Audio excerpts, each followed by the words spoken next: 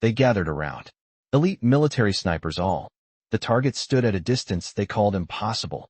3,000 meters away. Physics doesn't lie, the instructor announced. Accept your limitations. One by one, the best shooters failed. No one noticed the quiet woman with the clipboard in the background. No one saw her touch a weapon. Then came the sound. A perfect hit. The impossible achieved. Who fired that shot? The colonel demanded. All eyes turned to the logistics clerk they'd ignored all day. And suddenly, everything they thought they knew was wrong. From which city in the world are you watching this video today? If you enjoyed this story, please consider subscribing to hear more tales of extraordinary people hiding in plain sight. At Fort Benning's Advanced Sniper School, a collection of the military's most elite marksmen gathered on a windswept Georgia morning. The air carried the scent of pine and gunpowder as dawn broke over the sprawling training grounds. Colonel Thaddeus Blackwood had assembled special operations snipers from across all branches for what he called the impossibility exercise.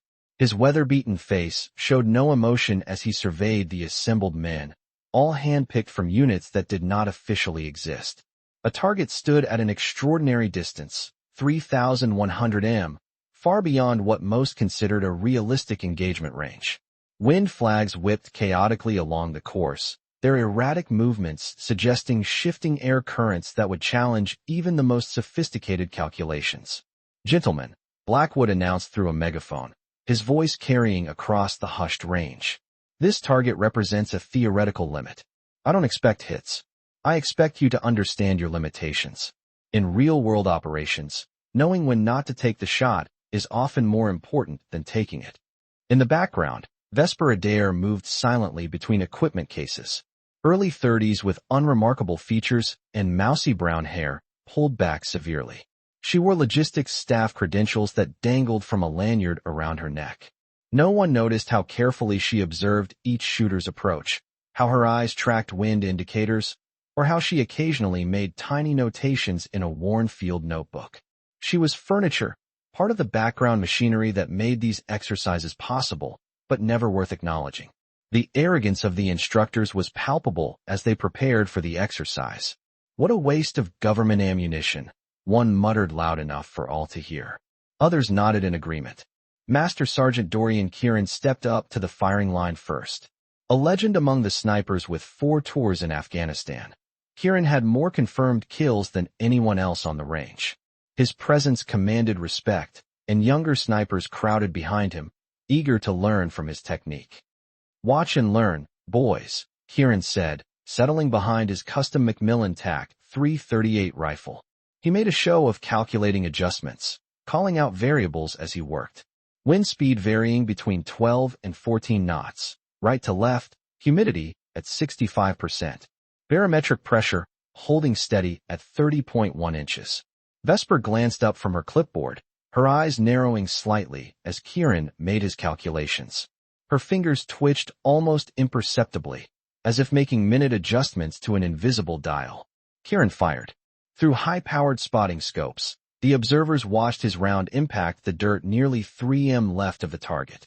"See," he announced to his admirers, showing no disappointment. "Physics doesn't lie. That target's purely theoretical at this distance with these conditions. Even with perfect calculations, there are too many variables." Throughout the morning, shooter after shooter failed. Some came closer than others, but none within acceptable parameters. A young Navy SEAL managed to land 2 m off-center, earning approving nods from the instructors. "Best of the day," Blackwood noted, but still a miss in operational terms. Vesper continued her quiet work, occasionally glancing up as snippets of conversation floated her way. "Who's the mouse with the clipboard?" one young Marine asked his companion, not bothering to lower his voice. "Supply chain management or something," another replied with a dismissive wave. "Probably calculating how many dollars we're wasting on impossible shots." The Marine laughed. "Bet she's never even fired a weapon." Their conversation shifted to weekend plans as Vesper moved past them, her presence forgotten as quickly as it had been noticed. She paused near a stack of ammunition crates, making notes about inventory while her eyes carefully tracked the changing patterns of the wind flags. As lunchtime approached, not a single round had landed within 2 m of the target center. Shooters grew increasingly frustrated, some blaming their equipment, others the conditions. Colonel Blackwood seemed almost pleased with the results. Remember, he told the assembled snipers during their lunch break, this exercise isn't about success or failure. It's about understanding the outer limits of what's possible. During the break, the men clustered in small groups, sharing combat stories and technical debates. No one noticed when Vesper slipped away briefly, walking toward the equipment shed where the reserve weapons were stored. She returned minutes later, her clipboard still in hand, her expression unchanged. Off-afternoon session begins in 5 minutes, Blackwood called out. We'll continue with the same parameters. The snipers returned to the firing line, their mood somewhat dampened by the morning's failures. The afternoon sun cast harsh shadows across the range as the exercise resumed. Each man approached the line with determination, making minute adjustments based on the morning's data. Master Sergeant Kieran took a second attempt, this time spending nearly 15 minutes on calculations. His shot landed closer, 1.8 m from center, earning appreciative murmurs from the crowd. That's about as good as it gets, gentlemen, he announced, standing up from his position. Sometimes you have to accept that some targets are beyond reach with current technology. Colonel Blackwood nodded in agreement. An important lesson for operators. Know your limitations. Don't waste ammunition on impossible shots when lives are on the line. The afternoon wore on, the results consistent with the morning's failures. Vesper remained in the background, occasionally checking serial numbers on equipment or recording ammunition usage. If anyone had been watching closely, they might have noticed how she positioned herself with a clear view of the wind flags at crucial moments, how she timed her movements with the shifting patterns of the breeze. As the sun began its descent toward the horizon, Colonel Blackwood checked his clipboard. Final shooter, he announced. Where's Lieutenant Commander Riker? Sir, he was called to headquarters. A staff sergeant responded from the back of the group. Something about a briefing with the Admiral. Blackwood nodded. Fine. That concludes today's exercise. Tomorrow we'll review the data and discuss practical applications for a tremendous crack echoed across the range, cutting Blackwood off mid-sentence. The target, which had withstood hundreds of rounds all day, erupted in a perfect bullseye hit, the center section disintegrating in a spray of splinters and dust. Silence fell across the range. Then chaos erupted. Who fired? Blackwood demanded, his composure shattered. Which one of you discharged a weapon without authorization? The snipers looked at each other in confusion. No one had heard a weapon discharge except for the impact. Range officers frantically checked their records, trying to determine who had been at which firing position. Through spotting scopes, the observers confirmed what seemed impossible. A perfect center mass hit at 3,100 m. Check the north ridge, Kieran ordered, grabbing a scope. Must be someone playing games from another position. Range security personnel radioed in confirmation that all perimeters were secure. No unauthorized personnel had entered the training grounds. Impossible ballistics were calculated on whiteboards as the instructors tried to make sense of what they had just witnessed. The shot defied known physics, at least as they understood them. A young Marine finally spoke up, pointing toward the equipment area. Sir, I saw her. That logistics woman. She was by the equipment shed when the target blew. All eyes turned toward Vesper, who stood quietly by a stack of equipment cases, looking down at her clipboard as if the commotion had nothing to do with her. Colonel Blackwood approached Vesper, towering over her slight frame. His face had reamed with a mixture of confusion and anger. Ma'am, did you discharge a weapon on my range without authorization? Yes, sir, she replied softly, her voice barely audible above the murmurs of the gathered snipers. The murmurs turned to disbelief, then suppressed laughter. Impossible, scoffed Master Sergeant Kieran, stepping forward. That shot can't be made with standard issue. What did you use? M10 SAS, she answered, naming the standard issue semi-automatic sniper system. Serial number SN77842 from Storage Rack B. The laughter grew louder until Blackwood silenced them with a glare. This isn't a joke, people. He turned back to Vesper.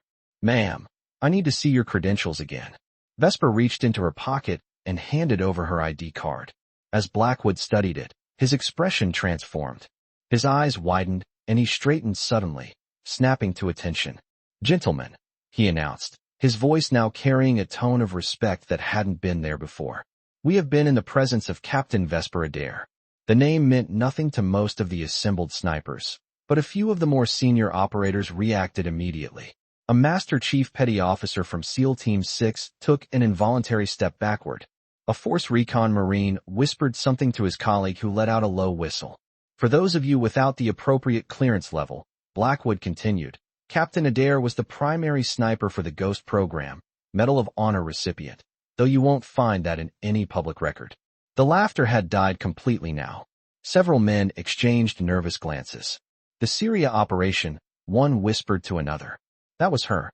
3 targets, 3 shots, 3 miles, came the whispered reply. Through a sandstorm. I thought that was just a legend. Colonel Blackwood handed the credentials back to Vesper with noticeably more care than he had taken them. Captain, I apologize for not recognizing you. Your assignment to logistics wasn't included in my briefing. That was intentional, Colonel, Vesper replied, finally meeting his gaze directly. Her voice remained soft, but had taken on a clarity and authority that commanded attention. The Ghost program was shuttered 3 years ago. Some of us were reassigned. I prefer to keep a low profile. But that shot, interrupted Kieran, his earlier mockery replaced by professional curiosity. Even accounting for wind, Coriolis effect, humidity, it shouldn't be possible. What am I missing? Vesper considered him for a moment before responding. You're not accounting for harmonic resonance in the barrel, microatmospheric density variations along the bullet path, and spin drift relative to ambient temperature gradients. The technical term silenced even the most experienced snipers. Vesper's quiet expertise had suddenly transformed her from invisible support staff to something else entirely, someone whose skills exceeded their understanding. I'd like to see your calculations, Blackwood said, gesturing toward her notebook. They're in my head, Vesper replied simply. They always have been. The assembled snipers stared at Vesper in stunned silence. The logistics clerk they had ignored all day had just made the impossible shot they had all failed to achieve. More unsettling still was Colonel Blackwood's reaction, his sudden shift from authority to deference. In your head, repeated Master Sergeant Kieran, breaking the silence. His tone wavered between disbelief and reluctant respect. Nobody calculates atmospheric density variations in their head. Vesper does, said a new voice. All heads turned to see a man in a crisp dress uniform approaching from the direction of the base. Commander Lawrence Reed, Naval Intelligence, strode toward the group with purpose. His presence at a training exercise was unusual enough to raise eyebrows. Commander, Blackwood acknowledged with a nod. I wasn't informed you would be observing today. I wasn't observing, Reed replied coolly. I was waiting for exactly this moment. He turned toward Vesper. You couldn't help yourself, could you, Captain? Vesper's expression remained neutral. The parameters of the exercise were flawed, sir. Someone needed to demonstrate the actual limitations. Reed smiled thinly. Always the teacher, he addressed the group. For those wondering, what you just witnessed was not a fluke. Captain Adair holds the confirmed Long D Distanciance kill record, classified beyond your clearance levels. The snipers exchanged glances, re-evaluating the unassuming woman before them. Several shifted uncomfortably, remembering dismissive comments they had made within her hearing throughout the day. Ghost program, muttered one of the older SEALs. I thought that was just a rumor. It was very real, Reed confirmed, until budget cuts and certain political considerations led to its disbandment 3 years ago. Vesper finally looked up, meeting the eyes of the assembled snipers for the first time. Her gaze was penetrating, analytical, as if she were still making calculations. I wasn't always logistics, gentlemen. When the Ghost program was shuttered, some of us were redistributed. Wasted, Commander Reed said with undisguised bitterness. Captain Adair was the program's star pupil and eventually its chief instructor. 26 confirmed eliminations beyond 3,000 m, 0 misses. A young Army Ranger stepped forward, his professional curiosity overcoming his embarrassment. But how? Even accounting for wind, Coriolis effect, humidity. What you did shouldn't be possible with standard equipment. Vesper hesitated, glancing at Reed, who nodded his permission. She walked to a portable whiteboard used for the day's calculations and erased the existing formulas. With quick, precise movements, she began writing a complex set of equations. Standard ballistics only account for these variables, she said, circling the familiar formulas the snipers had been using all day. But there are tertiary effects that compound. Her hand moved rapidly across the board, adding layer upon layer of mathematical complexity. You're factoring barrel harmonics? Kieran, moving closer to the board. In microclimatic layers, Vesper confirmed. There are streams, pockets, and vortices. If you watch the patterns long enough, they become predictable. For 20 minutes, Vesper outlined a methodology none of them had encountered in their training.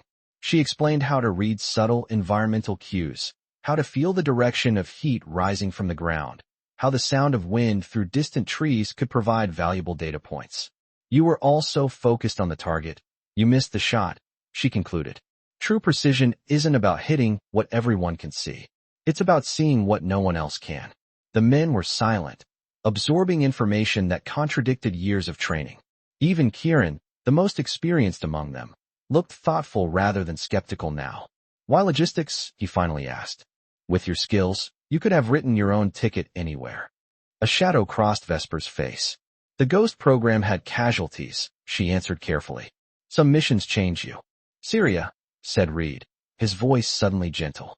You don't need to protect them anymore, Vesper. The files have been declassified to these clearance levels. Vesper's jaw tightened almost imperceptibly. The snipers waited, sensing they were witnessing something significant.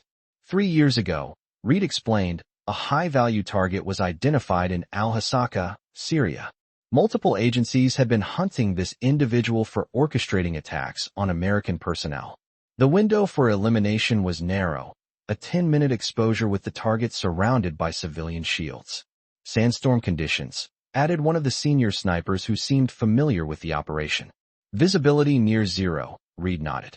Every agency said the shot was impossible. 3M threw weather that grounded our air assets. Captain Adair volunteered. You had spotters? Asked a young Marine, clearly impressed. None, Vesper said quietly. Spotters couldn't see through the storm. I used meteorological data and mathematical modeling to predict where the target would be. 3 shots, Reed continued. 3 confirmed eliminations, the primary target and 2 security personnel simultaneously neutralized. No civilian casualties. That's not possible, Kieran said, but his tone lacked conviction. The official after-action report called it beyond the realm of statistical probability, Reed acknowledged. Some suggested it was luck. Those who knew Captain Adair knew better. But something went wrong, prompted Colonel Blackwood, sensing there was more to the story. Vesper turned away from the group, her gaze fixed on the distant target. Intelligence was flawed, she said flatly. The security personnel were the target's teenage sons. A heavy silence fell over the group. They were armed, Reed pointed out. They had participated in their father's operations. They were children, Vesper said with quiet finality. My calculations were perfect. My intelligence was not. After that, I requested reassignment. The mood shifted palpably. These hardened operators understood the weight of such mistakes, the toll they took on even the most disciplined minds.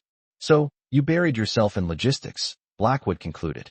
Until today, I had no intention of revealing myself, Vesper admitted. But hearing all day about impossible shots and limitations of physics when I knew better. Pride, Kieran said with unexpected understanding, gets the best of us sometimes. Commander Reed checked his watch. Colonel, I need to borrow Captain Adair for a debriefing. Then I believe she should return to her quarters. It's been an eventful day. As Vesper gathered her notebook, the snipers watched her with new eyes. The invisible woman had become the center of their attention. Some looked ashamed of their earlier dismissiveness, others intrigued by what they had learned, but all regarded her with newfound respect. 0700 tomorrow, gentlemen, Blackwood announced. Regular training resumes, dismissed. The snipers dispersed slowly, many casting backward glances at Vesper as she walked away with Commander Reed. Their conversations were hushed but animated, piecing together fragments of classified operations they had heard rumors about over the years. I told you the Ghost program was real, one SEAL said to his teammate. Yeah, but you said it was a team of men recruited from Delta, his companion replied. Not a woman who looks like she should be teaching high school math. Kieran overheard them and shook his head. That's the point, isn't it? The best ghost is the one you never suspect. As twilight settled over the range, Vesper sat alone in her Spartan quarters. The small room assigned to logistics personnel held few personal items. A photo of mountain scenery, a worn paperback of Marcus Aurelius's Meditations, and a small wooden box carved with intricate geometric patterns. A knock at the door interrupted her thoughts. Commander Reed entered without waiting for an invitation. "That was quite a demonstration today," he said, taking the room's only chair without asking. "It wasn't meant as a demonstration," Vesper replied, remaining seated on the edge of her bed. "It was a correction." Reed smiled. "Semantics. The point is, you're back on everyone's radar now, including those above my pay grade." Vesper's eyes narrowed. "I didn't agree to this. Our arrangement was clear. I process equipment requisitions, maintain inventory, and stay out of operational matters. That arrangement was your choice, not a binding agreement," Reed countered. "The truth is, Vesper, we've needed you back. The Ghost program is being reactivated. Without me," she said firmly. "That's not an option anymore." Reed leaned forward. "4 months ago, we lost an operative in Odessa. Last month, another in Caracas. Both were working assignments that would have been routine for you. I'm sorry for your losses, but I'm not going back into the field." Vesper's voice was quiet but resolute. Reed sighed. "I'm not talking about field operations. We need you as an instructor. These new recruits, they're technically proficient, but lack the intuitive understanding you possess." Vesper was silent for a long moment. "The program was shut down for a reason, Lawrence. The ethical implications of what we were doing." "The world has changed," Reed interrupted. "Our adversaries aren't playing by gentlemen's rules. They're developing their own programs based on what little they know about ours. So, it's an arms race again," Vesper said with a hint of bitterness. "It always has been." Reed stood up. "Tomorrow morning, Colonel Blackwood will officially request your assistance in training his snipers. I suggest you accept. It's a start." After Reed left, Vesper opened the wooden box on her nightstand. Inside lay a single brass shell casing, polished to a mirror finish. She held it between her fingers, feeling its weight, remembering the shot that had both defined her career and ended it. 3 years of hiding in plain sight, of being invisible and unremarkable, had ended with a single moment of pride. Now she would face the consequences of that decision. Morning came with a clarity that matched Vesper's mood. She had slept little, but her mind was sharp. When she arrived at the range, she found it transformed. Where yesterday she had been invisible, today every sniper stood at attention as she approached. Colonel Blackwood waited at the firing line, his manner formal but respectful. "Captain Adair," he greeted her. "I've received orders overnight regarding your status." Vesper looked at Colonel Blackwood, her expression carefully neutral despite the storm of emotions beneath the surface. The morning sun cast long shadows across the firing range as the gathered snipers waited with uncommon silence. "Captain Adair," Blackwood continued, "I've received orders. The Ghost program is being reactivated. They want you to head training." She had expected this after her conversation with Reed the previous night, but hearing it officially still sent a chill through her. Vesper looked past Blackwood to the distant target range, the scene of yesterday's revelation. "I left that life behind for a reason, Colonel. Sometimes our greatest gifts aren't just for us," he replied, his voice surprisingly gentle. "These men need what only you can teach them." The snipers waited expectantly. Master Sergeant Kieran, who had been the most vocal skeptic yesterday, stepped forward. The proud, almost arrogant demeanor he had displayed was gone, replaced by something Vesper recognized immediately. The humility that comes when a true master encounters someone operating at a level beyond their comprehension. Kieran held out his personal spotting scope, a custom-built lens with modifications not available to the general public. "Captain," he said, his voice carrying across the silent range. "Whatever happened in Syria, whatever made you walk away, we've all got ghosts. But what you did yesterday wasn't just shooting. That was art. The offering represented more than just an expensive piece of equipment. Among snipers, personal optics were sacred, extensions of themselves, tools that became part of their identity. For Kieran to offer his was a gesture of profound respect.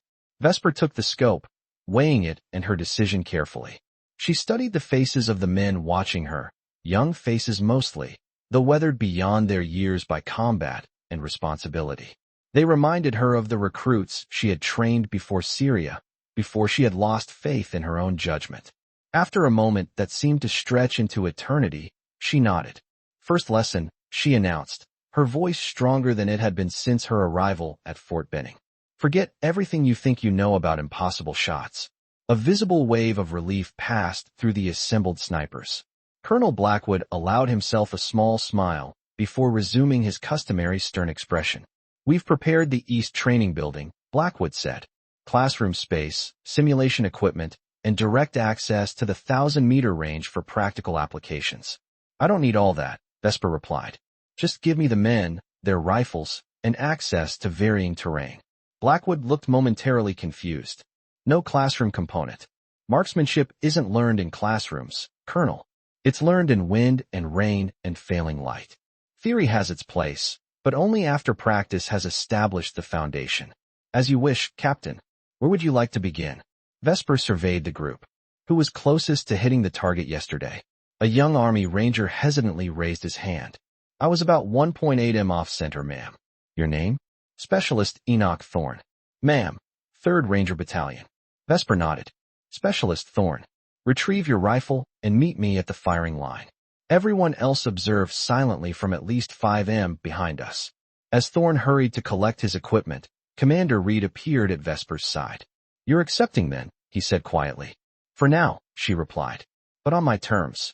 No classified operations, no fieldwork, training only.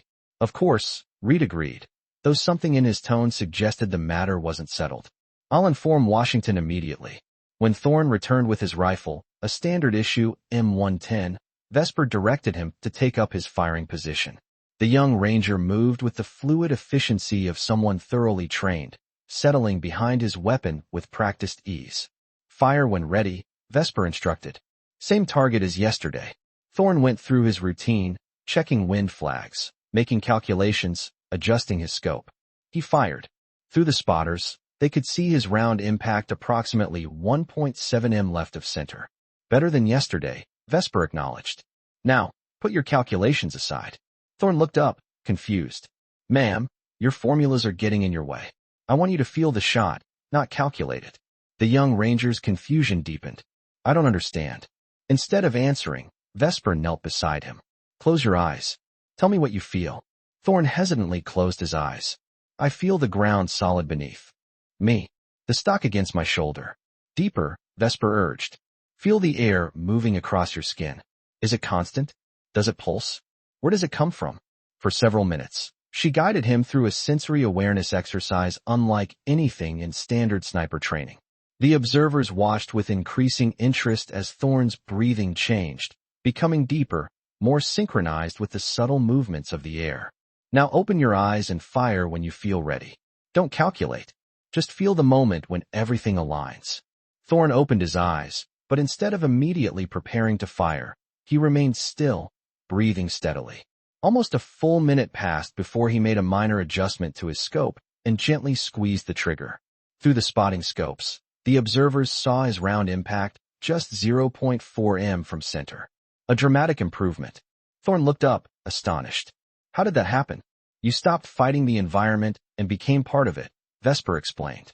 Ballistics are essential, but they're only the beginning. True precision comes when you develop sensitivity to elements most people filter out. For the remainder of the morning, Vesper worked with each sniper individually, guiding them through similar exercises. By noon, every man had improved his accuracy, some dramatically.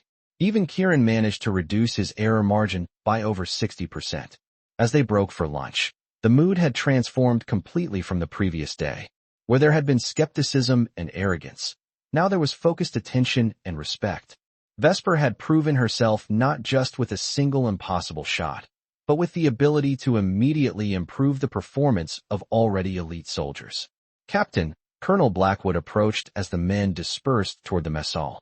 Commander Reed has arranged for your reassignment to become official. You'll be listed as Special Training Advisor, reporting directly to me, and my logistics duties reassigned. From now on, your only responsibility is training. Vesper nodded, feeling a strange mixture of satisfaction and apprehension. After 3 years of intentional obscurity, stepping back into a position of authority felt both familiar and alien. There's one more thing, Blackwood added, handing her a file folder. We have a new recruit arriving tomorrow. Female, 24 years old, former Olympic bathlete. Score reports suggest extraordinary potential, but she's been struggling with the traditional program. Vesper opened the folder, scanning the recruit's profile. Lyra Kavanaugh, 5 feet 4 inches, 125 pounds. Smaller than most sniper trainees, but with exceptional breath control and mental focus from her competitive background. The other instructors say she's too small for the recoil management required at extreme distances, Blackwood continued. I thought you might have a different perspective. Size is irrelevant, Vesper replied, closing the folder. Technique compensates. I'll work with her personally. 6 months passed in a blur of intensive training. Under Vesper's guidance, the sniper school underwent a transformation. Traditional methods were supplemented with her unconventional approaches. Meditation became part of the daily routine. Sensory awareness exercises were integrated into every phase of training. Accuracy rates improved across all distance categories. Colonel Blackwood stood observing a new class of snipers on a windy autumn morning. At each station, one of Vesper's original students now instructed others in her methods. The program had expanded, drawing attention from military branches and foreign allies alike. At the furthest range, Vesper worked with Lyra Kavanaugh, who had progressed faster than anyone expected. Despite her small stature, which other instructors had considered a liability, she had developed into one of the program's most promising talents. Precision isn't about strength, Vesper told her quietly as they prepared for a challenging shot under gusty conditions. It's about seeing what others miss. Lyra nodded, settling behind her rifle with the calm focus that had become her trademark. Where male trainees often approached difficult shots with tension, Lyra displayed a fluid adaptability that Vesper recognized from her own early training. The target stood at 20,800 m. Not quite the impossible distance from that first demonstration, but challenging enough under the day's conditions. LRA took her time, moving through the awareness exercises Vesper had taught her. Then, without warning, she fired. Through his spotting scope, Blackwood watched the round impact dead center, a shot that 6 months ago everyone would have called impossible. He smiled as he lowered the scope. On his desk back at headquarters sat a framed photo, Vesper's Ghost program team from 3 years earlier. Most faces obscured or blacked out for security reasons. Only now did he truly understand why she had disappeared into logistics, why she had chosen invisibility. Sometimes the most extraordinary abilities flourish best in the shadows, and sometimes the most dangerous people are those no one sees coming. As the training day concluded, Vesper gathered her advanced students for a debriefing. The group included Kieran, Thorne, and Kavanaugh, the core of what was informally being called the new Ghost program, though that designation remained officially denied. Tomorrow we begin environmental extremes, Vesper announced. Desert conditions simulation in the morning, Arctic in the afternoon. Prepare accordingly. As the group dispersed, Commander Reed approached with a visitor, a stern-looking civilian whose bearing screamed, "Intelligence community." "Captain Adair," Reed said formally. "This is Mr. Albright from Langley. He'd like a word." Vesper felt a familiar tension return to her shoulders. 6 months of relative peace, of focusing solely on training rather than operations, had almost made her forget the larger world that had once consumed her life. Captain Albright began without preamble. "Your program has produced remarkable results. The accuracy improvements alone justify the investment tenfold." "Thank you," Vesper replied cautiously, sensing there was more coming. "We have a situation developing in Kazakhstan," Albright continued, confirming her suspicion. "Critical intelligence suggests an imminent threat to American interests. We need your perspective." "My perspective or my skill set?" Vesper asked directly. Albright didn't flinch. "Both potentially, but for now just consultation." Vesper looked across the range where her students were preparing to depart.